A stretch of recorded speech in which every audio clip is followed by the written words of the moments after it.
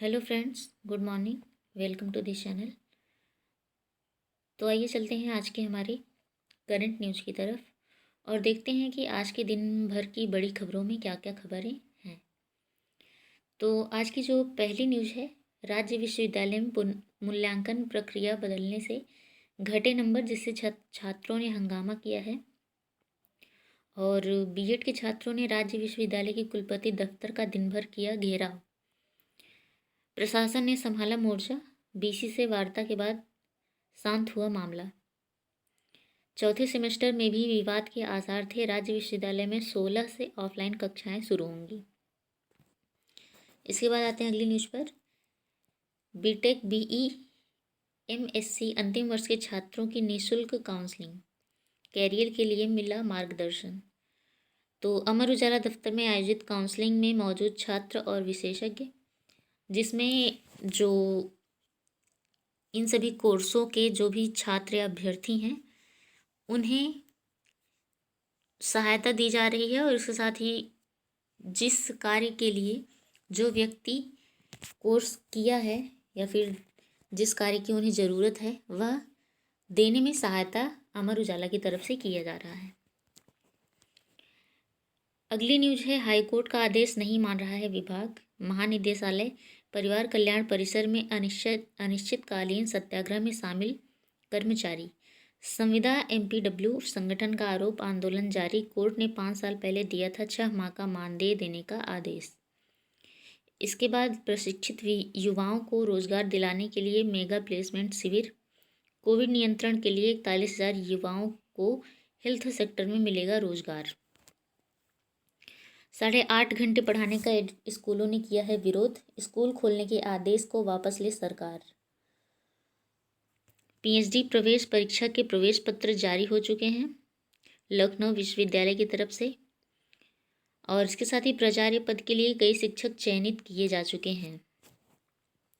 तो यहाँ पर जो स्कूल खोलने के आदेश को वापस लेने के लिए कह रहे हैं, लखनऊ अभिभावक विचार परिषद ने मुख्यमंत्री डॉक्टर दिनेश शर्मा से उप मुख्यमंत्री डॉक्टर दिनेश शर्मा से 16 अगस्त से स्कूल खोले जाने के आदेश को वापस लेने की मांग की है। अध्यक्ष राकेश कुमार सिंह ने बताया कि कोरोना के मामले अभी भी आ रहे हैं। वहीं कई राज्यों में कोरोना तेज़ी से बढ़ रहा है। ऐसे में स्कूलों को खोलना बच्चों के लिए खतरनाक हो सकता है। उन्होंने जब तक बच्चों की वैक्सीन नहीं आ जाती तब तक स्कूल न खोलने और ऑनलाइन पढ़ाई जारी रखने की मांग की है। इसके बाद आते हैं हम अगली न्यूज़ पर। राजस्व निरीक्षकों व लेखपालों की पदोन्नति की कार्यवाही शुरू। भू अर्जन व संग्रह अमीनों की पदोन्नति की भी तैयारी। राजस्व परिषद के जिलाधिकारियों से वार्षिक प्रविष्टियों व लंबित कार्यवाहियों का मांगा ब्यौरा। राजस्व निरीक्षकों के धार और राज्यपालों के 2 चयन वर्ष की रिक्तियों का पदोन्नति पर प्रस्ताव। लेखपालों की चयन वर्ष 2021 तक पदोन्नति अपरिहार्य। अगली न्यूज़ है, अब घर बैठे हो सकेगी ट्रेनों में बाइक स्कूटी की पार्सल बुकिंग। जंक्शन पर बाइक एवं अन्य पार्सल की पैकिंग की भी सुविधा शुरू करेगा रेलवे। पैकिंग कराने वाले प्राइवेट ठेकेदारों से भी मिलेगी निजात। तो इस तरह की सुविधा अब रेलवे देने वाली है। इसके साथ ही यूपीसीईटी 5 और 6 सितंबर को पहली बार राष्ट्रीय स्तर पर हो रहा है प्रवेश परीक्षा का आयोजन। और लगभग 40,000 सीटों के लिए मिले हैं 50,000 आवेदन। तो इसका जो एग्ज़ाम है वह 5 और 6 सितंबर को होगा। इसके बाद भविष्य के लिए धन जुटाने पर युवाओं का सबसे ज़्यादा जोर। महामारी में पहले से ज़्यादा निवेश। वित्तीय फैसलों पर दोस्तों का सबसे ज़्यादा असर। निवेश की बारीकियां समझना चाहती है युवा पीढ़ी। सर्वे में खुलासा हुआ है कि महामारी से उत्पन्न वित्तीय संकट ने निवेश के प्रति बदली है सोच। 59.8% युवा खर्चों के दबाव से बचने के लिए कर रहे हैं निवेश। अगली न्यूज़ है, डिजिटल साक्षरता। कक्षा 6 से ही कोडिंग सीखने के लिए बच्चे आतुर रहेंगे और इसके साथ ही बच्चों को सिखाया जाएगा। प्रदेश के सरकारी स्कूलों में ईमेल करने से लेकर HTML, C लैंग्वेज, जावा स्क्रिप्ट भी सिखाएंगे। सत्र 22-23 से पाठ्यक्रम में जो है शामिल किया जाएगा। हर स्कूल की अपनी वेबसाइट व डिजिटल क्लासरूम होगा। तो माध्यमिक शिक्षा में तकनीकी को बढ़ावा देने के लिए हर स्कूल की अपनी वेबसाइट होगी। सभी विद्यालयों में डिजिटल क्लासरूम और वर्चुअल लैब की व्यवस्था की जाएगी। सभी विद्यालयों में कम से कम एक कंप्यूटर शिक्षक की नियुक्ति होगी। विद्यालय से जुड़े डाटा को हर स्तर पर प्रबंधन किया जाएगा। तो यह यूपी की बात थी। यूपी में इस तरह का जो है प्रोसेस किया जाएगा ताकि बच्चे कक्षा 6 से ही कोडिंग सीख सकें। इसके साथ ही मिनी बजट से 7.5 लाख मानदेय कर्मियों को चुनावी सौगात की आस। यूपी में अनुपूरक बजट मानदेय बढ़ाने के लिए प्रस्ताव संभव। अनुपूरक बजट 18 को संभव। राज्य विधानमंडल का मानसून सत्र 17 अगस्त से शुरू होगा। 20 को वित्त वर्ष 21-22 के पहले अनुपूरक अनुदानों के प्रस्तुतिकरण व 24 को चर्चा कर पारित कराने का कार्यक्रम है, मगर 20 अगस्त को मुहर्रम की वजह से अनुपूरक बजट की तिथि में संशोधन हो सकता है। हालांकि अभी यह निर्णय होना बाकी है। इसके बाद फिर आते हैं अगली न्यूज। पीईटी पड़ोसी जिलों में परीक्षा देंगे अभ्यर्थी। तो जैसा कि आप सबको पता है कि 24 अगस्त को जो है पिट का एग्ज़ाम है। तो अधीनस्थ सेवा चयन आयोग यूपीएससी में यूपी SSC ने प्रारंभिकर्ता परीक्षा यानी कि पिट के लिए अभ्यर्थियों को निकटतम जिलों में परीक्षा केंद्र आवंटित करने का फैसला लिया है। किस जिले अथवा राज्य के अभ्यर्थी किस किस जिले में परीक्षा देने जाएंगे, आयोग ने तय कर सूचना जिलों में भेज दी है। और यह जो समूह ग की भर्तियों के लिए 24 अगस्त को 2 पालियों में पिट का आयोजन किया जा रहा है। पिट के लिए सभी 75 जिलों में परीक्षा केंद्र बनाए गए हैं। प्रदेश की महिला और दिव्यांग अभ्यर्थियों को अपने जिले में ही परीक्षा देने की सुविधा दी जा रही है। अन्य अभ्यर्थियों को पड़ोसी जिले में परीक्षा देने जाना होगा। राज्य के बाहर के अभ्यर्थियों के लिए हवाई अड्डों व रेलवे स्टेशनों से जुड़े जिलों के परीक्षा केंद्र बनाए गए हैं।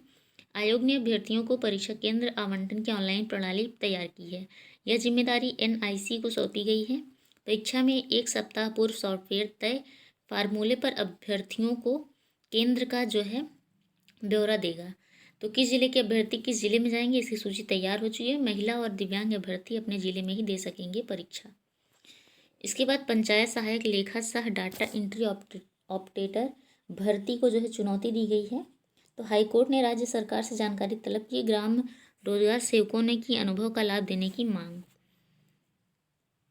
तो यहाँ पर जो प्रदेश की ग्राम पंचायत में ग्राम पंचायत सहायक लेखा सह डाटा एंट्री ऑपरेटर की भर्ती को इलाहाबाद हाईकोर्ट ने चुनौती दी गई है इसमें। और 25 जुलाई को जारी शासनादेश की वैधता को चुनौती याचिका पर इलाहाबाद हाईकोर्ट ने सरकारी अधिवक्ता से 1 हफ्ते में जानकारी मांगी है। यह आदेश न्यायमूर्ति MC त्रिपाठी ने जौनपुर के देवी प्रसाद शुक्ल की याचिका पर दिया है। याचिका से मांग की गई है कि पिछले 15 साल से समान पद पर ही कार्यरत 37,000 ग्राम सेवकों को 6,000 रुपये प्रतिमाह मानदेय पर समायोजित किया जाए या पंचायत सहायक भर्ती में आयु सीमा में छूट के साथ कार्य अनुभव की वरीयता देकर चयनित कर नियुक्ति की जाए। याचिका का कहना है कि समान पद पर उनका कार्य संतोषजनक है। शासनादेश में अनुभव को वरीयता देने की व्यवस्था नहीं की गई। ऐसा करना मनमाना पूर्ण और शक्ति का दुरुपयोग है। इस भर्ती से याचियों की सेवा की अनिश्चितता बनी रहेगी। नई भर्ती में भाई भतीजावाद और भ्रष्टाचार का रास्ता बनेगा। अनुभवी बाहर कर दिए जाएंगे और कोर्ट याचिका के हितों की रक्षा के लिए हस्तक्षेप करे। इसके बाद AE भर्ती 281 पदों के लिए आवेदन शुरू। लोक सेवा आयोग ने जारी किया विज्ञापन।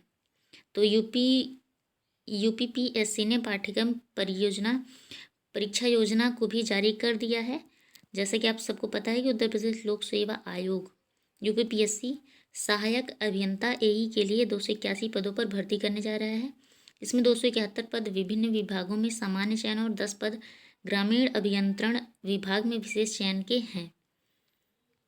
इसके बाद क्षेत्र पंचायतों के कार्य में ग्राम सचिव नहीं बनेंगे कार्य प्रभारी। CDO ने सभी खंड विकास अधिकारियों को दिए हैं निर्देश। अगली न्यूज़ है शिक्षा चयन बोर्ड पर अभ्यर्थियों का हंगामा।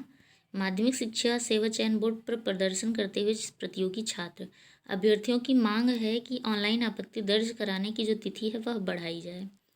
तो उत्तर प्रदेश माध्यमिक शिक्षा सेवा चयन आयोग बोर्ड पर दोपहर को TGT 2021 के अभ्यर्थियों ने जमकर हंगामा किया। दर्जनों की संख्या में चयन बोर्ड पर पहुंचे अभ्यर्थी आयोग की वेबसाइट न चलने से नाराज हैं और उनका आरोप है कि वेबसाइट न चलने से वे उत्तरमाला पर अपनी ऑनलाइन आपत्ति नहीं दर्ज कर पा रहे हैं, जिससे उन्होंने हंगामा शुरू किया है।